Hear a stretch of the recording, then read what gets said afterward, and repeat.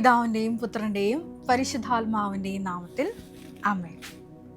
പരിശുദ്ധ ദൈവമാതാവിൻ്റെ കരം പിടിച്ച് ദൈവപിതാവിനെ മുഖാഭിമുഖം കാണുവാൻ ഈ ഭൂമിയിലായിരുന്നു കൊണ്ട് മരിയൻ ഉടമ്പടി എടുത്തുകൊണ്ട് കൂടുതൽ വിശ്വസ്തയോടെ തീക്ഷ്ണതയോടെ മരിയൻ ഉടമ്പടി നിബന്ധനകൾ പാലിച്ച് മുന്നേറാൻ ഉതകുന്ന ലിവിങ് ഓറക്കിൾസ് ജീവവചസ്സുകൾ എന്ന ശുശ്രൂഷയുടെ 47ാമത്തെ എപ്പിസോഡിലേക്ക് എല്ലാവരെയും ദൈവനാമത്തിൽ സ്വാഗതം ചെയ്യുന്നു.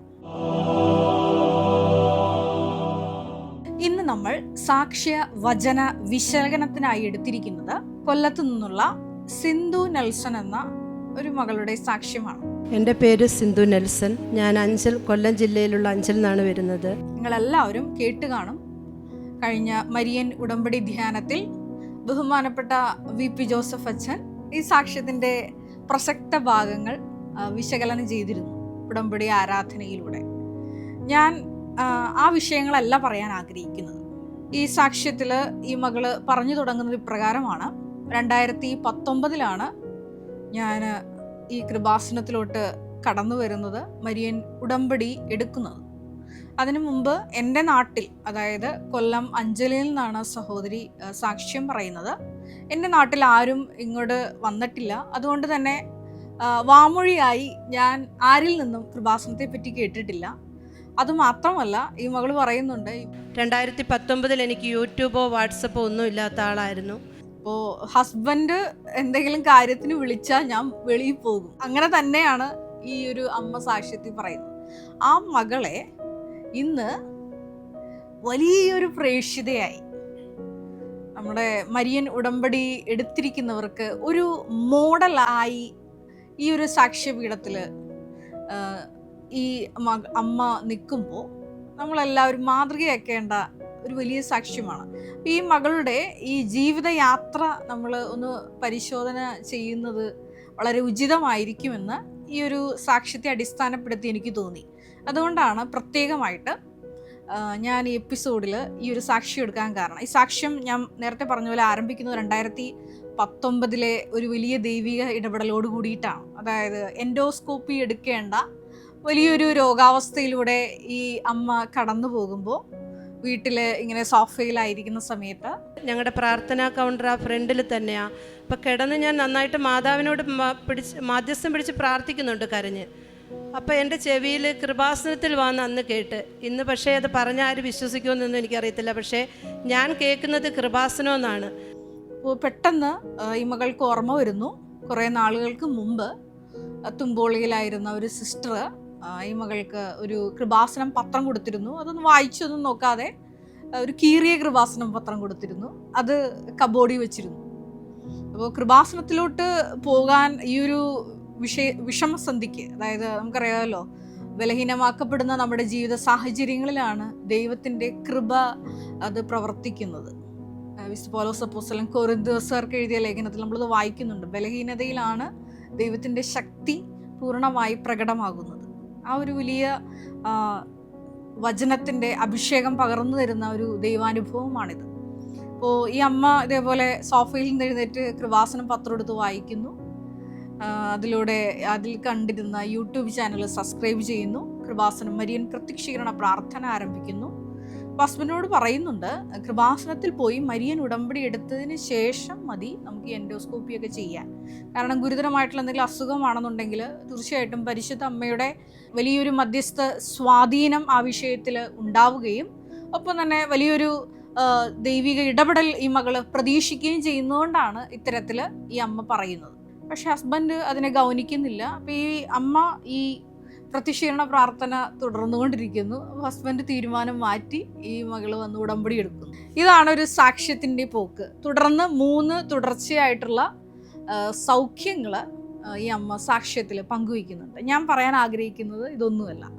ഒന്നാമതായിട്ട് ഞാൻ പറയാൻ ആഗ്രഹിക്കുന്നത്, അതായത് നമ്മൾ ബഹുമാനപ്പെട്ട അച്ഛൻ എപ്പോഴും പറയാറുള്ള കാര്യമാണ്, നമ്മൾ കൃപാസനത്തിലോട്ട് കടന്നു വരുമ്പോൾ ദൈവം നമ്മളിങ്ങനെ മൊത്തത്തിൽ സ്കാൻ ചെയ്യുക. ഈ മരിയൻ ഉടമ്പടി എടുക്കുന്ന വ്യക്തി അതിൽ നിലനിൽക്കുമോ, എന്തുമാത്രം ദൈവസ്നേഹത്തിൽ, വിശ്വാസത്തിൽ, പ്രത്യാശയിൽ, സമർപ്പണത്തിൽ ആ ഉടമ്പടിയിൽ മുന്നേറുമെന്ന് ദൈവത്തിന് നേരത്തെ അറിയാം. അതുകൊണ്ട് തന്നെ ഈ മകൾക്ക് വലിയൊരു പ്ലസ് പോയിൻ്റാണ് കൃപാസനത്തിലേക്കുള്ള ആദ്യ ക്ഷണനത്തിലൂടെ ലഭിക്കുന്നത്. ഞാൻ നേരത്തെ പറഞ്ഞതുപോലെ കൃപാസനത്തിലോട്ട് പോകാൻ പരിശുദ്ധ അമ്മയുടെ മധ്യസ്ഥം തേടിയ സോഫയിൽ കിടക്കുമ്പോൾ ഒരു മെസ്സേജ് കിട്ടുമ്പോൾ ഈ മകളെപ്പറ്റി ദൈവത്തിന് ഒരു പദ്ധതി ഉണ്ടായിരുന്നു, വലിയൊരു പ്രേക്ഷിത പദ്ധതി. അത് മാത്രമല്ല, വചനം കേട്ട് അത് ഉത്കൃഷ്ടമായ ഹൃദയത്തിൽ സംഗ്രഹിച്ച് ക്ഷമയോടെ ഫലം പുറപ്പെടുവിക്കുന്ന ഒരു മകളാണെന്ന് ദൈവത്തിന് നേരത്തെ അറിയാമായിരുന്നു. അതുകൊണ്ട് തന്നെ ഒറ്റ വരവോട് കൂടിയിട്ട് ആ മകളുടെ ലൈഫ് മൊത്തം മാറി മറിയുകയാണ്. അമ്മ നേരിട്ട് ക്ഷണക്കത്ത് കൊടുത്തു, കൃപാസനത്തിൽ വന്നു, പിന്നീട് വലിയ പ്രേക്ഷിതയായിട്ട് മാറി. ആ സാക്ഷ്യത്തിൽ അവസാനിപ്പിക്കുന്നത് ഇപ്രകാരമാണ്: ഉടമ്പടി എന്ന് പറയുന്നത് ഞങ്ങൾ നിയോഗത്തിന് വേണ്ടിയിട്ടല്ല പുതുക്കുന്നത്. ഞങ്ങൾ മറ്റുള്ളവരെ ഉടമ്പടി എടുപ്പിക്കാനും മറ്റുള്ളവരെ സഹായിക്കാനും എങ്ങനെ പ്രാർത്ഥനയിലോട്ട് മുന്നോട്ട് വരണമെന്നുള്ള ഇതിലോട്ട് അങ്ങ് മാറിപ്പോയി. ഒരു നിയോഗവും ഞങ്ങൾ എഴുതിയിട്ടില്ല. പിന്നെ ഈ ഒരു സാക്ഷ്യം കേട്ടപ്പോൾ ഒരുപാട് വചനങ്ങൾ എൻ്റെ മനസ്സിലോട്ട് ഓടി വന്നു. അതിൽ ഒന്നാമത്തെ വചനം 25-ാം സങ്കീർത്തനം 14-ാം തിരുവചനമാണ്. കർത്താവിൻ്റെ സൗഹൃദം അവിടുത്തെ ഭയപ്പെടുന്നവർക്കുള്ളതാണ്, അവിടുന്ന് തൻ്റെ ഉടമ്പടി അവരെ അറിയിക്കും. എപ്പോഴും നമ്മളെല്ലാവരും ആഗ്രഹിക്കുന്ന ഒരു കാര്യമാണ് ഈശോ ആയിട്ട്, അല്ലെങ്കിൽ പരിശുദ്ധ അമ്മയായിട്ട്, ദൈവപിതാവായിട്ട്, പരിശുദ്ധാത്മാവിനെയൊക്കെ കൂട്ടുപിടിച്ച് ഇങ്ങനെ നടക്കണം എന്ന് ഒരുപാട് വ്യക്തികളൊക്കെ ആഗ്രഹിക്കുന്നുണ്ട്. പക്ഷേ നമ്മളിലുള്ള ഒരു കുറവ് എന്ന് പറയുന്നത് ഇതാണ്. ആ ഒരു സൗഹൃദം സ്വന്തമാക്കാൻ നമ്മൾ നിലനിൽക്കുന്നൊരു കുറവ് വെളിപ്പെടുത്തുന്നൊരു വചനം കൂടിയാണിത്. 25-ാം സങ്കീർത്തനം 14-ാം തിരുവചനം. കർത്താവിൻ്റെ സൗഹൃദം അവിടുത്തെ ഭയപ്പെടുന്നവർക്കുള്ളതാണ്, അവിടുന്ന് തൻ്റെ ഉടമ്പടി അവരെ അറിയിക്കും. ഒന്നാമതായിട്ട് കൃപാസനത്തിലോട്ട് നിങ്ങൾ കാല് കുത്തുമ്പോൾ, മരിയൻ ഉടമ്പടി എടുക്കാൻ വേണ്ടിയിട്ട് നിങ്ങളുടെ നാട്ടിൽ നിന്ന് വണ്ടി കയറുമ്പോൾ, അതുമല്ലെങ്കിൽ വീട്ടിലിരുന്ന് തീരുമാനം എടുക്കുമ്പോൾ ആദ്യമായിട്ട് ഉണ്ടാകേണ്ട ഒരു വിശ്വാസ നടപടി എന്നുള്ളത് അതെ കർത്താവിനെ ഭയപ്പെടുന്നവരാകുന്നു. ബഹുമാനപ്പെട്ട അച്ഛൻ ഇത് കുറച്ചുകൂടി ലളിതമായിട്ട് ഇങ്ങനെ പറയാറുണ്ട്. ഞാൻ വന്ന കാലഘട്ടത്തിൽ എനിക്ക് എപ്പോഴും ഒരു വലിയൊരു ഭാഗ്യം കിട്ടി. ഇത്രയും നാൾ, ഇത്രയും വർഷങ്ങൾ ബഹുമാനപ്പെട്ട അച്ഛൻ്റെ വാമൊഴിയായിട്ട് നേരിട്ടാണ് എനിക്ക് ഈ പേഴ്സണലായിട്ടുള്ള എല്ലാ ഉപദേശങ്ങളും കിട്ടിയിരുന്നത്. അപ്പോൾ ഞാൻ വന്ന കാലഘട്ടത്തിൽ കൃപാസനത്തിലോട്ട് കടന്നു വന്ന 2012 കാലഘട്ടങ്ങളിലൊക്കെ അച്ഛൻ എന്നോട് പറഞ്ഞിരുന്ന ഒരു ആത്മീയ ഉപദേശപ്രകാരമാണ്: ജോ മോളെ, നീ എന്ത് ചെയ്യുമ്പോഴും ഈശോ നിന്റെ മുമ്പിൽ നിൽക്കുന്നുണ്ട് എന്നുള്ളൊരു ബോധത്തിലായിരിക്കണമെന്ന് പറഞ്ഞു. ഒരു വ്യക്തിയുമായിട്ട് ഇടപഴകുമ്പോൾ, സംസാരിക്കുമ്പോൾ, ഒരു പ്രവർത്തനത്തിൽ ഏർപ്പെടുമ്പോൾ എല്ലാം ഈശോ നിന്റെ മുമ്പിൽ നിന്ന് നേരെ നേരെ നിന്നെ നോക്കി കാണുന്നു എന്ന് എപ്പോഴും നിനക്ക് ഓർമ്മ വേണം. ഇതെനിക്ക് അച്ഛൻ ആദ്യ കാലഘട്ടത്തിൽ എനിക്ക് തന്നൊരു ഉപദേശമാണ്. ഞാൻ ഇന്ന് വരെ ഞാൻ ഈശോയോട് ഭയഭക്തി ബഹുമാനത്തോടു കൂടിയിട്ടാണ് ഇന്നേ വരെ ഞാൻ വ്യാപരിച്ചിട്ടുള്ളത്. എന്നെ ഇത്രയും നാൾ ഈശോ കൃപാസനത്തിൽ നിലനിർത്തിയതിൻ്റെയും ഒരു കാരണം അതാണ്. അതായത് ഉൽപ്പത്തി 17:1 തിരുവചനം അനുസരിച്ച് അബ്രാഹത്തോട് ദൈവം ആദ്യമായിട്ട് നമ്മുടെ ഇസ്രായേൽ മക്കൾക്കുള്ള മുഴുവൻ വാഗ്ദാനങ്ങളുടെ ഉടമ്പടി നൽകുമ്പോൾ പറഞ്ഞൊരു വാക്ക് ഇപ്രകാരമാണ്: എൻ്റെ മുമ്പാകെ തന്നെ നീ ആയിരിക്കണം, വിശുദ്ധിയോടുകൂടി വ്യാപരിക്കണം. മുമ്പിൽ നിന്നാൽ മാത്രം പോരാ, വിശുദ്ധിയോട് കൂടിയിട്ട് വ്യാപരിക്കണം. നമുക്കറിയാം, ഈശോ നമ്മൾ അപ്രാപ്യനായ, അദൃശ്യനായ ഒരു വ്യക്തി എന്നാണ് പലരും ഒക്കെ ചിന്തിച്ച് ആലോചിച്ചിട്ടാണ് പലപ്പോഴും പല കള്ളത്തരങ്ങളും അല്ലാതെയും ആരും കാണുന്നില്ല എന്നുള്ള മട്ടിലൊക്കെ പല പ്രവർത്തനങ്ങളൊക്കെ മാനുഷിക ബലഹീനതകളുള്ള മനുഷ്യൻ്റെ ഭാഗത്തുനിന്ന് വന്നു പോകുന്നു. അപ്പോൾ എപ്പോഴും ഈശോ എന്നെ നോക്കിക്കാണുന്നു. അതെ, ഒരു ചിന്ത, സങ്കീർത്തകൻ പറയും പോലെ ഒരു ചിന്ത അത് എൻ്റെ ഹൃദയത്തിൽ രൂപപ്പെടുന്നതിന് മുമ്പേ, ഒരു വാക്ക് അത് എൻ്റെ നാവിൽ എത്തുന്നതിന് മുമ്പേ അവിടുന്ന് അത് അറിയുന്നു. അതെ, ഞാൻ ഇരിക്കുന്നതും കിടക്കുന്നതും എല്ലാം അവിടുന്ന് അറിയുന്നു. അപ്പോൾ ഈ മകളുടെ ഒരു പ്ലസ് പോയിന്റ് എന്ന് പറയുന്നത്, എന്തുകൊണ്ട് ഈ മകൾക്ക് അടിക്കടി ഇങ്ങനെ 3 സൗഖ്യങ്ങൾ, ഒപ്പം തന്നെ ദൈവരാജ്യത്തിൻ്റെ വലിയൊരു പോരാളിയായി ഈ മകളെ ഉയർത്തിയത് എന്തുകൊണ്ടാണെന്ന് ചോദിച്ചാൽ അതിൻ്റെ ഒന്നാമത്തെ കാരണം അതാണ്. അതായത് കർത്താവിൻ്റെ സൗഹൃദം അവിടുത്തെ ഭയപ്പെടുന്നവർക്കുള്ളതാണ്. അപ്പം ഇന്ന് മുതൽ ഒന്ന് ആലോചിക്കണം. നമ്മളിവിടെ നിന്ന് 6 നിബന്ധനകളൊക്കെ ചെയ്യാമെന്നൊക്കെ പറഞ്ഞ് വീട്ടിലോട്ട് പോകുമ്പോൾ ഈ അമ്മ തന്നെ സാക്ഷ്യത്തിൽ പറയുന്നുണ്ട്, ഉടമ്പടി എടുത്ത് ഒരുപാട് പേര് ഉടമ്പടി മുടക്കിയിട്ട് കാശുരൂപം പോലും എവിടാന്നറിയാതെ വീടുകളിലിരിക്കുന്നുണ്ട്. അപ്പോൾ അതുപോലെ ആയിരിക്കരുത്. അതായത് നമ്മുടെ കൈ നീളണം. ഒരു ആവശ്യക്കാരനെ കാണുമ്പോൾ കരുണയുടെ മുഖമായിട്ട് നമ്മൾ മാറണം.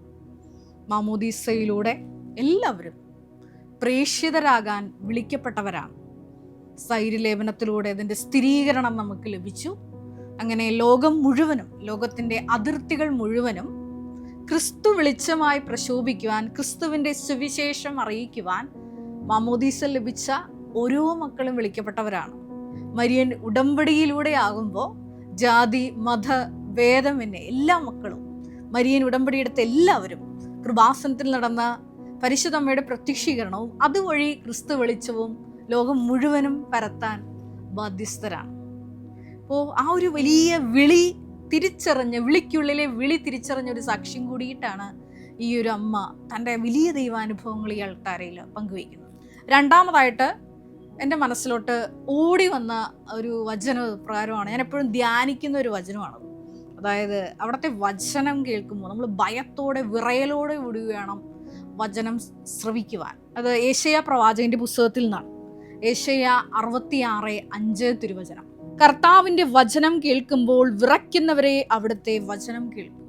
അതെ, വചനം അല്ലെങ്കിൽ ദൈവിക വെളിപാടുകൾ വ്യക്തികൾക്ക് ലഭിക്കുന്നത് അവർ ദൈവവുമായിട്ട് സൗഹൃദത്തിലാകുമ്പോഴാണ്. ഈ ഒരു വചനം നമ്മൾ ശ്രവിക്കുമ്പോൾ അത് ഭയത്തോടെ വിറയലോടുകൂടി ശ്രവിക്കണമെന്നാണ് വചനം നമ്മളെ ഓർമ്മപ്പെടുത്തുന്നത്. എന്തിനാണ് ഈ ഭയത്തോടും വിറയലോടും കൂടി ശ്രവിക്കുന്നത്? അതെ, പരിശുദ്ധ അമ്മയെ പോലെ ഇതാ കർത്താവിൻ്റെ ദാസി എന്ന് പറഞ്ഞുകൊണ്ട് ആ വചനം അതേപടി നിലനിർത്താൻ വേണ്ടിയിട്ടാണ്. അത് അതേപടി നമ്മുടെ ജീവിതത്തിൽ പ്രാവർത്തികമാക്കാൻ വേണ്ടിയിട്ടാണ്.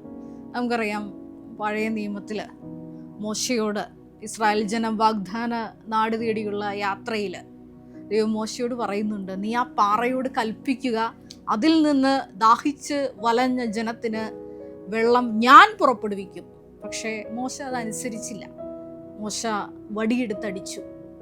അപ്പോൾ ജനം പരീക്ഷിച്ചു, മോശ അനുസരണക്കേട് കാട്ടി. അപ്പോൾ തിരുവചനം നമ്മളെ ഓർമ്മപ്പെടുത്തുന്നുണ്ട്, അതെ, നിങ്ങൾ അനുസരിക്കാൻ സന്നദ്ധരെങ്കിലാണ് നമ്മൾ ഐശ്വര്യം പ്രാപിക്കുന്നത്. യേശയ്യാ 1:19 തിരുവചനം. അനുദപിക്കാൻ നിങ്ങൾ തയ്യാറാണെന്നുണ്ടെങ്കിൽ നിങ്ങൾ ഐശ്വര്യം ആസ്വദിക്കും. ഈ നോമ്പുകാലത്തിലായിരിക്കുമ്പോൾ വചനം കേൾക്കുമ്പോൾ അതിൽ വെള്ളം ചേർക്കാതെ അത് അതേപടി അനുസരിക്കാനുള്ള വലിയ കൃപയ്ക്ക് വേണ്ടിയിട്ടാണ് നമ്മൾ പ്രാർത്ഥിക്കേണ്ടത്. മോശയോട് ദൈവം പറഞ്ഞു, നീ വാഗ്ദാന നാടിൽ കാലുകുത്തില്ല, കാരണം ഞാൻ കൽപ്പിച്ചതുപോലെയല്ല നീ പ്രവർത്തിച്ചത്. അതെ, അവിടുന്ന് കൽപ്പിച്ചതുപോലെ പ്രവചിച്ചപ്പോഴാണ് എസെക്കിയേൽ പ്രവാചകന്റെ പുസ്തകത്തിൽ നമ്മൾ വായിക്കുന്നത് പോലെ ആ ഉണങ്ങിയ അസ്ഥികൾ കിടക്കുന്ന വലിയ താഴ്വരയിൽ അസ്ഥികൾ ജീവൻ പ്രാപിച്ച് മനുഷ്യരൂപങ്ങളെ പോലെ എഴുന്നേറ്റുന്നത്. വീണ്ടും അവിടുന്ന് കൽപ്പിച്ചതുപോലെ പ്രവചിച്ചപ്പോഴാണ് ആ അസ്ഥിക്കൂട്ടങ്ങൾക്ക് ജീവൻ ലഭിക്കുന്നത്. അതെ, വെറും അസ്ഥിപഞ്ജരമായ നമ്മളിലേക്ക് കർത്താവിൻ്റെ ആത്മാവ് പ്രവഹിക്കുമ്പോഴാണ്, ആത്മാവ് നമ്മളിൽ നിവേശിക്കുമ്പോഴാണ് നമ്മളെല്ലാവരും ജീവൻ പ്രാപിക്കുന്നത്. അത് അവിടുന്ന് കൽപ്പിക്കുന്നത് പോലെ ചെയ്യുമ്പോഴാണ് നമ്മൾ ജീവൻ പ്രാപിക്കുന്നത്. മരിയൻ ഉടമ്പടിയുടെ മർമ്മവും അത് തന്നെയാണ്. അതെ, വിശുദ്ധ യോഹന്നാന്റെ സുവിശേഷത്തിൽ നമ്മൾ വായിക്കുന്നതും പ്രകാരം തന്നെയാണ്. അവൻ നിങ്ങളോട് പറയുന്നത് പോലെ ചെയ്യുവിൻ. അവൻ എന്താണ് ആ സമയം പറഞ്ഞത്? ഭരണികളിൽ വെള്ളം നിറയ്ക്കുവിൻ. വേറെ ഒന്നും പറഞ്ഞിട്ടില്ല. അതെ, 6 കൽഭരണികളാകുന്ന വെള്ളവും നമ്മളും നമ്മുടെ വിശ്വാസവും പ്രത്യാശയും ദൈവസ്നേഹവും, ഞാൻ നേരത്തെ പറഞ്ഞതുപോലെ മരിയൻ ഉടമ്പടി എടുക്കാൻ ആദ്യമേ വരുമ്പോൾ തന്നെ ഒരു വലിയ ഭയപ്പാടോട് കൂടിയിട്ട്, അതുമല്ലെങ്കിൽ ഈശോയോടുള്ള സ്നേഹത്തെ പ്രതി വിശുദ്ധിയിൽ ജീവിക്കാനുള്ള ഒരു തീരുമാനത്തോട് കൂടിയിട്ടാണ് നമ്മൾ ഈ ഉടമ്പടിയിലോട്ട് കടന്നു വരുന്നത്. അതൊരിക്കലും നമ്മൾ പാപം ചെയ്യുമ്പോൾ വടിയെടുത്ത് തല്ലാൻ നിൽക്കുന്ന ഒരു ദൈവത്തിൻ്റെ രൂപമല്ല അത്. അതെ, നമ്മളെ അനുഗ്രഹിക്കാനായി കൈ തുറന്നു നിൽക്കുന്ന ഒരു ഈശോയുടെ രൂപം നമ്മുടെ മനസ്സിൽ ഉണ്ടായിരിക്കണം. പരിശുദ്ധ അമ്മയുടെ രൂപം, കൃപാസന മാതാവ് നമ്മൾ ആദ്യ കാലഘട്ടത്തിൽ ഇവിടെ പ്രതിഷ്ഠിച്ചിരിക്കുന്നത്, പരിശുദ്ധ അമ്മയുടെ രൂപം പ്രതിഷ്ഠിച്ചിരിക്കുന്നത് അത് പ്രസാദപര മാതാവിൻ്റെ രൂപമാണ്. നിങ്ങൾ കൃപാസനത്തിലോട്ട് കയറി വരുമ്പോൾ തന്നെ കൈ തുറന്നു നിൽക്കുന്ന എല്ലാവിധ കൃപാവരങ്ങളും തൻ്റെ മക്കൾക്ക് ചൊരിയാൻ വെമ്പൽ കൊണ്ട് ദാഹിച്ച് കാത്തു നിൽക്കുന്ന ഒരു അമ്മ. കഴിഞ്ഞ ദിവസം ഒരമ്മ ഈ കൃപാസനത്തിലൂടെ കടന്നു വന്നപ്പോൾ തന്നെ ഈ അമ്മയ്ക്ക് ഫിലിപ്പി 4:19 തിരുവചനം കിട്ടിയെന്ന് പറഞ്ഞു. കവാടത്തിൽ തന്നെ അമ്മയുടെ അടുത്ത് വന്നപ്പോൾ തന്നെ. പിന്നീട് ആ മകളെ എയർലിഫ്റ്റ് പോലെയാണ് സാക്ഷ്യപീഠത്തിലേക്ക് ദൈവം ഉയർത്തുന്നത്. വീണ്ടും എൻ്റെ മനസ്സിലോട്ട് വന്ന വചനം ഏശയ്യ 49:7 തിരുവചനമാണ്. നിന്നെ തിരഞ്ഞെടുത്ത ഇസ്രായേലിൻ്റെ പരിശുദ്ധനും വിശ്വസ്തനുമായ കർത്താവ് നിമിത്തം രാജാക്കന്മാർ നിന്നെ കാണുമ്പോൾ എഴുന്നേൽക്കുകയും പ്രഭുക്കന്മാർ നിന്റെ മുമ്പിൽ സാഷ്ടാംഗം പ്രണമിക്കുകയും ചെയ്യും. അതെ, കർത്താവിൻ്റെ നാമം നമ്മൾ വഹിക്കുമ്പോൾ, നമ്മളെ കാണുമ്പോൾ മറ്റുള്ളവർ ഭയന്ന് വിറയ്ക്കുമെന്നാണ് തിരുവചനം സാക്ഷ്യപ്പെടുത്തുന്നത്. കഴിഞ്ഞ ദിവസങ്ങളിൽ ഈ വചനത്തെ കണക്ട് ചെയ്യുന്ന വലിയൊരു ദൈവാനുഭവം ഈ അൾത്താരയിൽ പറഞ്ഞു. അത് ഇപ്രകാരമാണ്. ഈ സാക്ഷ്യം പറഞ്ഞ മകള് ഹസ്ബൻഡിൻ്റെ അടുത്തോട്ട് വിസിറ്റിംഗ് വിസയിൽ പോവുകയാണ്. അപ്പോൾ അങ്ങോട്ടുള്ള 1 വേ ടിക്കറ്റുമായിട്ടാണ് പോകുന്നത്. അപ്പോൾ ഇമിഗ്രേഷൻ ഡിപ്പാർട്ട്മെൻറ്റിൽ ചെന്നപ്പോൾ അവർ, നിങ്ങൾ ജോലിക്ക് വേണ്ടിയിട്ട് മൈഗ്രേറ്റ് ചെയ്യാനല്ലേ ഇങ്ങോട്ട് കയറി പോകുന്നത്, ഹസ്ബൻഡിൻ്റെ അടുത്ത് പോകുന്നുള്ള വ്യാജേന, അതുകൊണ്ട് റിട്ടേൺ ടിക്കറ്റ് ഇല്ലാതെ നിങ്ങൾക്ക് ഈ അങ്ങോട്ടുള്ള ട്രാവലിംഗ് സാധ്യമല്ല എന്ന് പറഞ്ഞു. ആ സമയത്ത് മരിയൻ ഉടമ്പടിയിൽ വിശ്വസ്താപൂർവം പാലിക്കുന്ന ഒരു അക്രൈസ്തവയായ മകളാണ്. ആ മകൾ പറയുന്നുണ്ട്, ഈശോയോടും മാതാവിനോടൊക്കെ എനിക്ക് വല്ലാത്ത ഇഷ്ടമാണ്. അപ്പോൾ ഡിസംബർ 25-നൊക്കെ ഈശോയുടെ അടുത്ത് ചെന്ന് പരിശുദ്ധ അമ്മയുടെ മധ്യസ്ഥയൊക്കെ തേടി കരഞ്ഞു പ്രാർത്ഥിക്കുന്ന ഒരു മകളാണ്. ഉടമ്പടിയിൽ വിശ്വസ്താപൂർവം പാലിക്കുന്ന ഈ മകൾക്ക് വേണ്ടി ദൈവം ചെയ്ത പ്രകാരമാണ് ഈ സമയത്ത് ഈ മകളെ അറിയാത്ത ഒരു വ്യക്തി അവിടുത്തെ അടുത്തുള്ള ഏതോ ഒരു ഓഫീസിൽ നിന്ന് കയറി വരികയാണ്. അപ്പോൾ അത് പറയുന്നുണ്ട്, ഒരു ബ്രൗൺ നിറത്തിലുള്ള ഒരു വസ്ത്രം ധരിച്ചൊരു വ്യക്തിയാണോ എന്ന് പറയണം എന്നാണ് പറഞ്ഞത് സാക്ഷ്യത്തിൽ. അപ്പോൾ ഈ സാക്ഷ്യം പറഞ്ഞ മകള് പറഞ്ഞത് ഇപ്രകാരമാണ്, നിന്റെ പ്രശ്നം എന്താണെന്ന് ചോദിച്ചുകൊണ്ടാണ് ആ വ്യക്തി കടന്നു വന്നത്. അപ്പോൾ എന്നിട്ട് ഇങ്ങനെ പറഞ്ഞു, ഈ മകള് കയറിപ്പോട്ടെ, ഇതൊരു ക്രിസ്മസ് ഗിഫ്റ്റായിട്ട് ഈ മകളെ ഞാൻ കയറ്റി വിടുന്നു എന്ന് പറഞ്ഞ് ഇമിഗ്രേഷൻ ഓഫീസിനടുത്ത് നേരിട്ട് റെക്കമെൻഡ് ചെയ്തു. ഈ മകള് പറയുന്നുണ്ട്, ഞാൻ നേരിട്ട് പ്ലെയിനിൽ കയറുക മാത്രമല്ല, പ്ലെയിനിൽ കയറിയപ്പോൾ എനിക്ക് വല്ലാത്ത ആശങ്ക. ആദ്യമായിട്ട് വിമാനത്തിൽ കയറുന്നവർക്ക് ഉണ്ടാകുന്ന എല്ലാ ടെൻഷനും ഈ വീട്ടമ്മയ്ക്കുണ്ട്. അപ്പോൾ ഈ അമ്മ പറയുകയാണ്, എൻ്റെ അടുത്ത് ഒരാളെ മാതാവ് തന്നെ കൊണ്ടുവരുത്തി. അതായത് എൻ്റെ ഈ വ്യാകുലതകളൊക്കെ മാറ്റാൻ വേണ്ടിയിട്ട് എല്ലാ കാര്യങ്ങളും എനിക്ക് പറഞ്ഞു തന്നു. അപ്പം ഞാൻ എൻ്റെ ടെൻഷൻ അവരോട് പങ്കുവെച്ചു.